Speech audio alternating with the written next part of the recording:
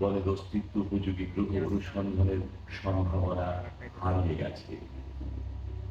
এখন গবেষকরা পৃথিবীর মতো গ্রহ উদ্ভাবনের চেষ্টা চালাচ্ছেন, যেখানে পরিবেশ ও পরিস্থিতি জীবনের সম্ভাবনা বিরাজমান। বিশাল হাওয়াজনের মাওনারিয়া, ৪,২০০ মিটার উচ্চতার শীর্ষে মাওনারিয়া বিশ্বব্যাপী জ্যোতির্বিজ্ঞান কেন্দ্র হিসেবে এখানে জ্যোতির্বিজ্ঞানের অনেক বড় বড় গবেষণা সম্পন্ন হয়েছে। পরবর্তী বছরে মাওনারিয়াতে ৩০ মিটার দীর্ঘ টেলিস্কোপে মহাকাশ পর্যবেক্ষণের ব্যবস্থা করা হয়েছে।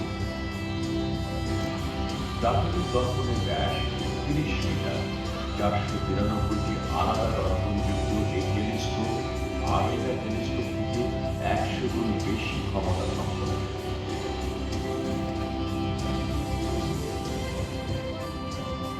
৩০ মিটার দীর্ঘ এই টেলিস্কোপ এক্সোপ্ল্যানেট এবং পরবর্তী পর্যায়ের অনুসন্ধানে সক্ষম হবে। এতে পৃথিবীর মতো গ্রহ সরাসরি দেখা যাবে।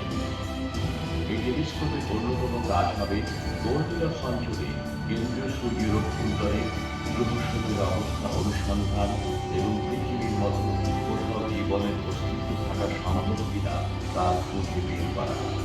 ৩০ মিটার দীর্ঘ টেলিস্কোপ বিশাল আকার চক্ষুর মতো গ্রহের উপরিভাগের অজানা তথ্য উন্মোচনের কাজ করবে।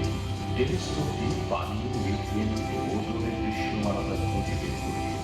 গ্রহের পরিবেশে জীবনের অস্তিত্ব থাকার উপাদানও অনুসন্ধান করবে।